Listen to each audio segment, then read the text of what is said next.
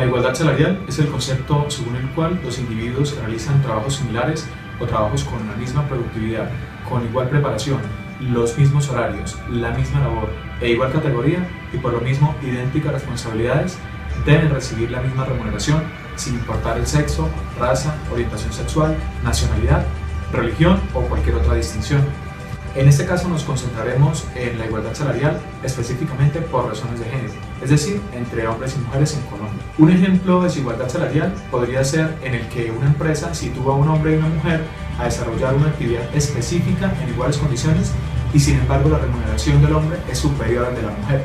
Aun cuando cumplen con el mismo horario, tienen la misma preparación y las mismas capacidades.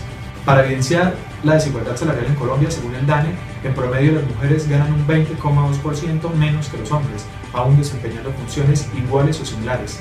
Esto nos sitúa en una de las brechas salariales de género más altas de América Latina, cuya tasa promedio es del 17%. En este tipo de porcentajes influye el hecho de que las mujeres siguen asumiendo cargas laborales adicionales por las cuales no reciben ni un peso a cambio. Esto se confirma con un estudio del uso del tiempo realizado en América Latina por Hugo Ñopo, el cual es un investigador economista de la División de Educación del Banco Interamericano de Desarrollo. Según este investigador, es claro además que antes de salir a trabajar por las mañanas, las mujeres llevan varias horas laboradas encima por las que no perciben ingresos, aun cuando contribuyen con la productividad del hogar y de la sociedad. Por otro lado, menciona que esa carga adicional fija les impide particularmente a las mujeres casadas con hijos optar por cargos y empleos con mayor exigencia y remuneración, y eso se ve reflejado, de acuerdo con el análisis del Banco Interamericano de Desarrollo, en el hecho de que las vacantes de medio tiempo y el autoempleo, donde se gana mucho menos, están mayoritariamente ocupadas por mujeres. Vale decir que, según la Comisión Económica para América Latina y el Caribe, en su informe Mujeres en la Economía Digital, en países como Colombia, de 48,6 horas promedio que trabajan las mujeres a la semana, reciben pago por 19,5 horas. Las demás son no remuneradas. A los hombres, por otro lado, les pagan 40,3 de esas horas. Lo dicho coincide con los resultados de la encuesta nacional del uso del tiempo realizada por el DANE para el año 2014, que menciona que mientras a diario los hombres colombianos dedican en promedio 3 horas y 10 minutos a actividades no remuneradas dentro del hogar, las mujeres deben dedicar 7 horas y 23 minutos a labores de limpieza, mantenimiento, suministro de alimentos, arreglo de ropas, compras, administración de la casa, cuidados y apoyo de miembros del hogar y actividades con menores de 5 años, entre otras. Y es que esto se da también por un problema cultural, ya que, como lo menciona la psicóloga y experta en género y desarrollo personal Mónica Tobón, la actual dice que el salario de la mujer es complementario al del hombre, al que siempre se le indica el rol de proveedor principal del hogar. En general, las razones para la discriminación salarial entre hombres y mujeres pueden variar y tienden a implementarse de manera silenciosa en las empresas con la excusa de la experiencia, de la preparación, de la idoneidad o simplemente porque así funciona la empresa. Como vemos, esta es una situación que aún se presenta en nuestro país. Sin embargo, para prevenir y erradicar este tipo de brecha salarial, el Congreso de la República expidió la Ley 1496 del 29 de diciembre del 2011, por medio de la cual se garantiza la igualdad salarial y de retribución laboral entre hombres y mujeres, se establecen mecanismos para erradicar cualquier forma de discriminación y se dictan otras disposiciones. Esta ley contempla que tanto hombres como mujeres tendrán garantizada la igualdad y la retribución salarial tanto en el sector público como en el sector privado, y establece unos mecanismos para que esta igualdad sea real y efectiva. Por ejemplo, establece que las empresas deben llevar un registro de perfil y asignación de cargos por sexo, funciones y remuneración, discriminando además clase y o tipo contractual. Asimismo, el Ministerio del Trabajo implementa auditorías a estas empresas de manera aleatoria para verificar las prácticas de la empresa en materia de igualdad salarial o de remuneración, y en caso de incumplimiento a lo estipulado en la Ley 1496 del 2011, se impondrán multas que pueden ir desde los 50 a los 500 salarios mínimos mensuales legales vigentes, según sea el caso, y esta multa será impuesta por el Ministerio del Trabajo a través del SENA. Es necesario aclarar también que en Colombia se ha hecho un desarrollo a este tema gracias al convenio C100 de la Organización Internacional del Trabajo relativo a la igualdad de remuneración entre la mano de obra masculina y la mano de obra femenina por un trabajo de igual valor, el cual entró en vigencia el 23 de mayo de 1953 y en nuestro país fue ratificado el 7 de junio de 1963. Es por ello que vamos a desarrollar el articulado de ese convenio para conocer más sobre él. Ese convenio inicia señalando el concepto de remuneración como el que es el salario básico o mínimo o cualquier otro pago en dinero o en especie cancelados por el empleador directo o indirectamente al trabajador en concepto del empleo y la labor que desarrolla este último. También menciona que todo país que ratifique el convenio deberá promover y garantizar la aplicación a todos los trabajadores del principio de igualdad de remuneración entre la mano de obra masculina y la mano de obra femenina por un trabajo de igual valor. Como lo vimos, por eso es que mencionaba que en cumplimiento del convenio, Colombia expidió la Ley 1496 de 2011 por medio del Congreso de la República. Por otro lado, también menciona que este principio de igualdad de remuneración entre hombres y mujeres debe aplicarse por medio de ya sea la legislación nacional, pueden ser también contratos colectivos celebrados entre trabajadores y empleadores, también puede ser cualquier sistema para la fijación, cualquier sistema que fije algún tipo de salario igual para hombres y mujeres, y por último también puede ser la acción conjunta de los diversos medios que operen dentro del país.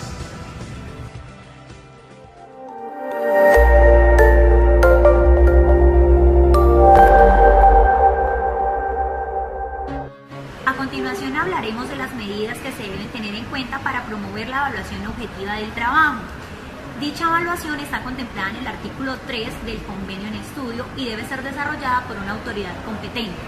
¿En qué consiste la evaluación objetiva? Esta evaluación objetiva es un estudio de varios requerimientos como lo son conocimiento, aptitud, capacidad e iniciativa. Obviamente no podemos dejar atrás el esfuerzo, ya sea físico, mental o emocional, que el trabajador esté desempeñando para realizar a cabo su trabajo. ¿Qué quiere decir? Que a partir de este convenio estamos viendo el trabajo como un criterio objetivo, como un todo, y no lo vamos a estar calificando por cada una de las secciones que nombré anteriormente. ¿Esto qué quiere decir? Que no obligatoriamente dos trabajos tienen que ser exactamente iguales para que sean valorados de la misma forma, sino que por el contrario, si un trabajo tiene más esfuerzo físico y el otro más esfuerzo mental, será evaluado de la misma forma. Es así que un trabajador no le podrá pagar más a un hombre que a una mujer, así desempeñen trabajos diferentes, pero que sean valorados de la misma forma, salvo que éste tenga como justificar dicha desigualdad. También podemos decir que todas las entidades, ya sean de trabajadores y empleadores, de la forma que más les convenga, deberán aportar su conocimiento para que dicho convenio se lleve a cabo y se pueda desarrollar. Ahora, vamos a hablar un poco acerca de la ratificación. ¿Y qué es la ratificación? Bueno, la ratificación es cuando un Estado miembro decide apoyar, decide ser parte, tomar un convenio para sí, para su país. Entonces, cuando un país decide ser parte de tal convenio, está aceptando lo que dice este convenio y lo va a implementar para sí. En este caso en específico, el convenio 100 tiene 156 países, los cuales hasta el momento lo han ratificado. Y bueno, ¿por qué es tan importante ratificar un convenio? Nos preguntamos, sobre todo aquí en Colombia, que ratificamos cuánto convenio nos pasan por delante. Pero una cosa es que acá en Colombia tenemos un defecto. Los firmamos todos, pero muy pocos son llevados a la hora de la verdad a práctica. En la vida real no los practicamos. Entonces, ¿por qué es importante ratificarlo? Es importante ratificar los convenios porque de esta forma el país se obliga a dos cosas. Primero, a que este convenio sea incorporado a la legislación nacional y de esta forma también se aplique. Y segundo, a que el país Estado tenga un seguimiento constante, en este caso de la OIT, para que ellos supervisen si se está llevando a cabo o no el convenio como tal. Bueno, para nuestro convenio en específico es necesario, y lo dice nuestro artículo 5, que a la hora de ratificar el convenio sea registrado ante el director general de la OIT. ¿Para qué? Para que éste esté haciendo todo el procedimiento y todo el protocolo necesario de ratificación y, como ya lo dije anteriormente, Colombia sea cumpliendo los dos requerimientos que necesita cualquier país a la hora de ratificar cualquier convenio.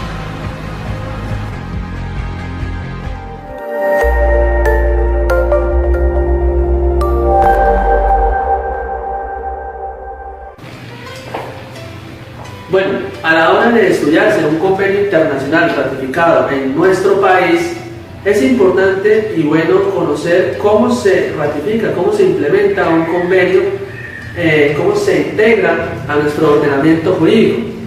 Pues bien, en primer lugar, es necesario que el Congreso de la República, mediante una ley ordinaria, apruebe el convenio, lo reglamente. Posterior a esto se produce un control automático de constitucionalidad en el que la Corte Constitucional examina la exequibilidad del convenio, es decir, que no sea contrario a las normas, disposiciones, principios y derechos fundamentales contenidos en nuestra Constitución política.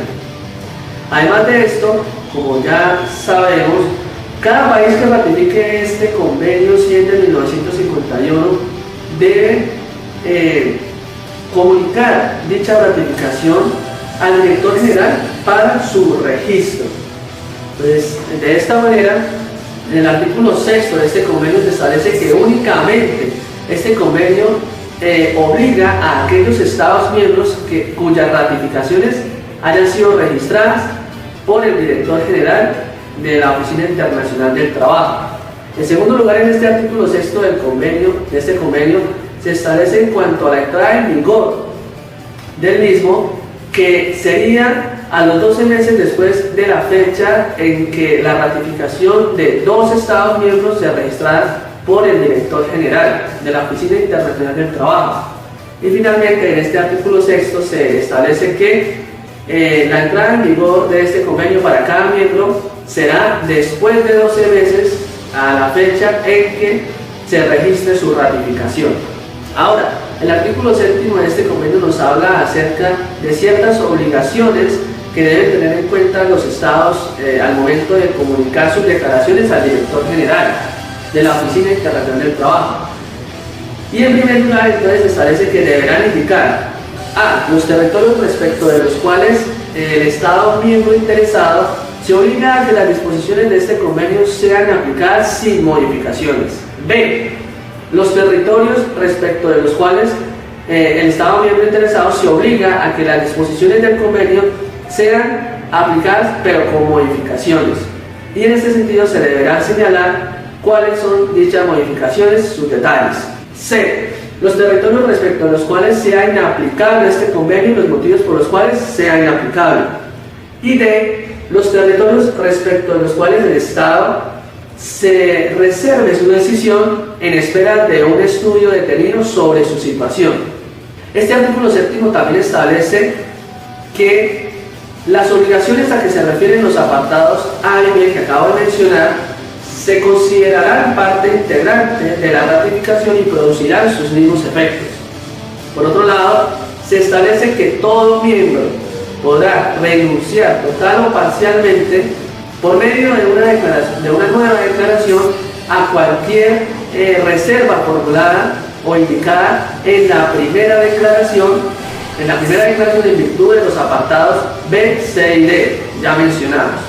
Y para finalizar este artículo se señala que durante los periodos en que se pueda denunciar este convenio, denunciar un convenio es una declaración unilateral a través de la cual un Estado retira su consentimiento respecto del convenio o tratado internacional, es decir, que manifiesta que ya no quiere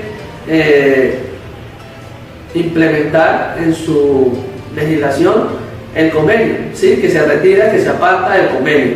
A eso se refiere denunciar el convenio. Entonces, este artículo, su tercer numeral, señala que durante los periodos en que se pueda realizar esto, que se pueda denunciar el convenio, todo miembro podrá comunicar al director general de la Oficina Internacional del Trabajo una declaración por la que modifique en cualquier otro aspecto cualquier declaración anterior y en la que indique la situación en territorios determinados.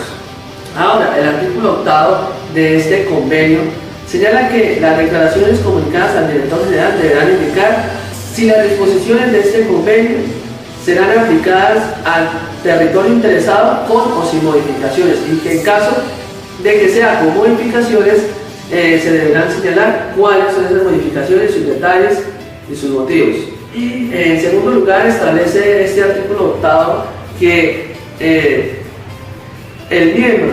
los miembros o la autoridad internacional interesados podrán renunciar total o parcialmente por medio de una declaración ulterior al derecho a invocar una modificación indicada en una declaración anterior. Y finalmente, en este artículo 8 se establece que durante los periodos en que se puedan denunciar este convenio, que ya sabemos que es denunciar un convenio, los miembros o la autoridad internacional interesados podrán comunicar al director general de la Oficina Internacional del Trabajo una declaración con la que modifiquen en cualquier otro aspecto cualquier declaración que hayan hecho anteriormente, y en la que indiquen la situación en lo referente a la aplicación de este convenio.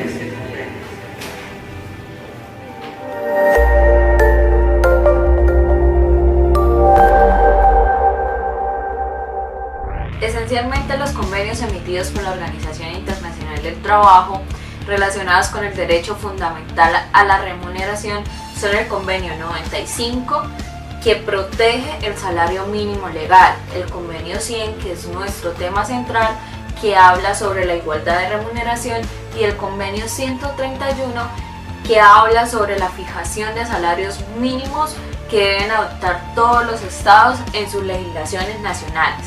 Si bien los estados parte como tal de este convenio, creen que el derecho al trabajo es fundamental, y ellos suponen que todas las personas o todos los ciudadanos están viviendo en unas condiciones dignas, es decir, que están trabajando en unas condiciones adecuadas, del cual obtienen una remuneración por el mismo.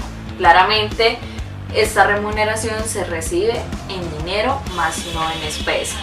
Si bien cabe resaltar y recordar algunos países que han ratificado este convenio 100, que son Colombia, España, Ecuador, Chile, Filipinas, Honduras, Guatemala, Australia, Canadá, bla bla bla, muchos países. Por otra parte, el artículo 9, 10 y 11 del convenio 100 se centran en un solo tema, y es fundamental en este convenio, que es si los convenios se pueden denunciar o no. Claramente sí se pueden denunciar estos convenios.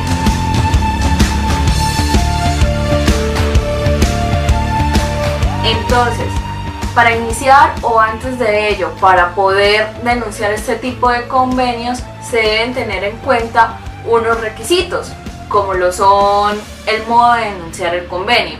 Entonces, primero debemos tener claro cuál es el convenio o cuáles son los convenios que vamos a denunciar. Segundo, esta denuncia se debe hacer en un formato original, membreteado, debe estar firmado debidamente por el representante de cada estado o el representante del estado que va a denunciar este convenio. Se debe precisar qué pretensiones se quieren llevar con ello, con esta denuncia, o sea, qué objetivo queremos alcanzar. Bueno, partiendo de ello, apenas reunamos todos estos requisitos, el Estado reúna los requisitos como tal, debe hacerlo llegar, comunicarlo al director general de la Organización del Trabajo. Él allí va a mirar o va a repartir como un tipo estadística cuántas denuncias han llegado, hacia cuántos convenios, ratificaciones del convenio, entre otras cosas. Él, cuando tiene toda esta información, que la ha recopilado debidamente, la debe llegar al secretario general de la organización. ¿Para qué? Para que él notifique a todos los miembros de cada estado que hacen parte de la Organización Internacional del Trabajo y ellos se puedan convocar en una reunión y puedan mirar los casos que se están planteando o los casos que fueron denunciados. Si bien el convenio 100 se supone que todos los países que ratificaron este convenio lo están cumpliendo debidamente y que lo dictaron en sus legislaciones nacionales. En este caso, en Colombia, todas las personas tienen derecho al ingreso del primer trabajo. Entonces estamos hablando de que cuando una persona cumple la mayoría de edad puede ingresar a este mismo. Bueno, en virtud de todo lo que he hablado o en virtud de todas las líneas precedentes que señalé, a partir de la Constitución, de la jurisprudencia y de todo el contenido esencial, en Colombia hay algo que protege este derecho fundamental que se llama el Código Sustantivo del Trabajo. Y es allí donde se fija una remuneración, que estamos hablando del salario mínimo legal, que cada año aumenta dependiendo de las reuniones que se realizan en el gobierno internamente para dárselo a conocer a los ciudadanos. Si bien, para terminar, las demandas son tipos de mecanismos para poder reclamar este derecho como tal dentro de nuestro territorio.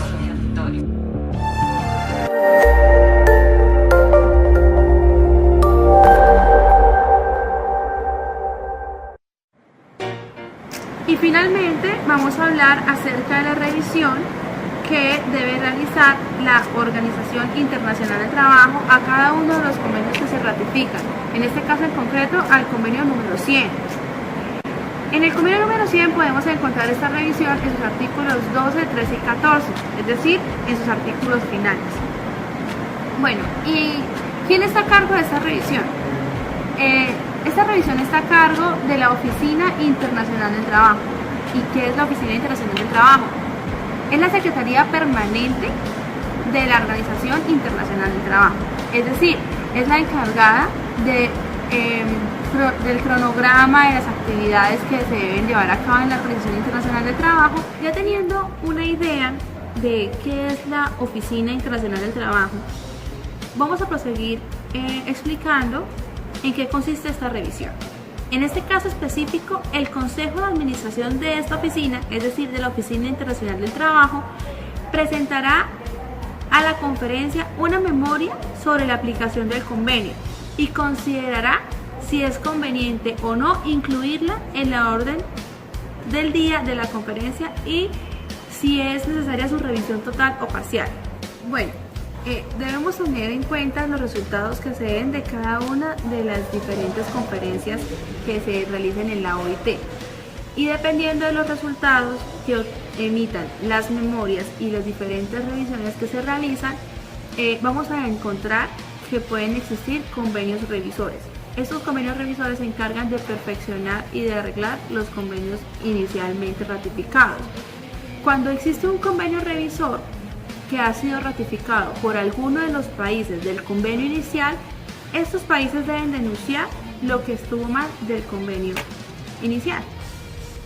Entonces nos surge una nueva pregunta: ¿qué son memorias? ¿Qué quiere decir esto? Bueno, las memorias consisten en que cuando un país ratifica un convenio de la OIT, se ve obligado a presentar todas las actuaciones que ha desarrollado para el cumplimiento de este convenio que ratificó. Por ejemplo, deberá adjuntar las diferentes leyes que se implementaron para la ratificación, deberá enviar a la Organización Internacional del Trabajo las políticas públicas de la implementación y, bueno, cualquier otro medio que utilice el país que lo ratificó para el funcionamiento y debido ejercicio de lo que está contenido en este convenio. Existen varios tipos de convenio. Eso tenemos que tenerlo claro porque dependiendo de los tipos de convenio están los tiempos en los que los países deben enviar las memorias. Por ejemplo, existen convenios fundamentales. En este caso, los convenios fundamentales, cada país debe enviar cada 2 años y estos, la Organización Internacional del Trabajo, a través de su Oficina Internacional del Trabajo, deberá, dentro de las diferentes conferencias que estén organizando, incluirlas y revisarlas. Es decir, ellos se reúnen, revisan las memorias y dependiendo de si su implementación no ha sido de manera objetiva y correcta, ellos llamarán a la orden, revisarán y pues también esto sirve para revisar qué errores se han podido cometer dentro de la redacción del mismo. Y ahí es cuando entra a jugar un papel importante el convenio revisor, que veremos más adelante. Continuando con la clase de convenios, tenemos unos convenios que se llaman convenios prioritarios. De estos convenios prioritarios se deben enviar memorias cada 4 años. De los demás convenios que estén ratificados, que no sean ni prioritarios ni fundamentales, se deben enviar memorias cada 5 años. ¿Esto qué lo debe hacer? Todos los gobiernos de cada uno de los países que hayan ratificado el convenio. Ahora, listo, muy bonito todo el tema de la revisión de la OIT, la Oficina Internacional del Trabajo, pero entonces es cuando surge una nueva pregunta y quizá la más importante. ¿Se garantiza en realidad que exista, en este caso en concreto, una igualdad de remuneración en Colombia? Que es pues lo que realmente nos está interesando. Nuestro Estado colombiano ha realizado todas las medidas necesarias para garantizar el derecho a la igualdad de remuneración salarial. ¿Es cierto que nuestro Estado colombiano ha implementado políticas públicas, ha implementado la cultura necesaria para que erradiquemos el machismo y el feminismo en Colombia? Bueno, para poder obtener una respuesta de nuestro pueblo en general, realizaremos la siguiente encuesta y escucharemos a nuestros ciudadanos. Una pequeña parte de nuestros ciudadanos, vamos a enfocarnos únicamente en Bucaramanga para estar en un alcance pues limitado y así podremos entender la respuesta. Buenos días, estamos con Lady Castellanos en el Centro Internacional de Negocios La Triada, a quien le vamos a realizar la encuesta acerca de la desigualdad salarial. Lady, ¿usted qué entiende por desigualdad salarial en cuanto al género? Desigualdad salarial, pienso como en diferencias en cuanto a la remuneración que un hombre o una mujer recibe. Perfecto. Bueno, Lady, ¿usted conoce algún caso de desigualdad salarial reciente? Pues en el entorno en el que me he movido durante los últimos años laboralmente, realmente no. Más bien es lo que he visto en los medios, leído en periódicos, pero a un caso cercano, la verdad no. Bueno, listo. Lady, otra pregunta. ¿Usted piensa que una mujer o un hombre debe ganar más por su condición de ser mujer o de ser hombre? Yo creo que el salario se debe estipular de acuerdo a las capacidades de cada persona, independientemente de si es hombre o si es mujer. Si como hombre realiza una actividad mejor que la mujer, la desempeña de una manera más eficiente, pues tiene derecho a que su remuneración sea mayor, o viceversa. ¿Sí? Eso pienso yo que no tiene que ver nada con si es hombre o si es mujer, es más bien con las capacidades que cada persona tiene. Listo, Lady. Buenas noches, Muchas señora gracias. Elizabeth. Buen Usted día. va a participar en una encuesta que estamos realizando en la Universidad Cooperativa de Colombia acerca de la desigualdad salarial en razón al género. ¿Usted qué entiende por desigualdad salarial en razón al género? Que es cuando se le paga más el salario más alto al hombre que a la mujer. Ok, sí, señora. Señora Elizabeth, ¿usted ha escuchado de algún caso en el que se presente la desigualdad salarial? No, no ha tenido ninguna vivencia personal. Listo. Señora Elizabeth, ¿usted estaría de acuerdo en que una mujer, por el simple hecho de ser mujer, o hombre por ser hombre, gane más? No, digamos son iguales. Deben ser iguales. Deben ser iguales. Muchas gracias, doña Elizabeth. Buenas noches. Marlon, usted va a ser parte de una encuesta que está realizando la Universidad Cooperativa de Colombia acerca de la desigualdad salarial en razón al género. ¿Usted qué entiende por desigualdad salarial en razón al género? Pues que básicamente dos personas del mismo puesto pues tienen diferentes salarios solamente por el hecho del sexo, ya sea son hombre o una mujer. ¿Usted conoce algún caso al respecto? La verdad no, porque en todos los sitios a los que he trabajado hasta ahora, las mujeres que han trabajado conmigo han tenido una muy buena remuneración, pues, ¿verdad? Ok.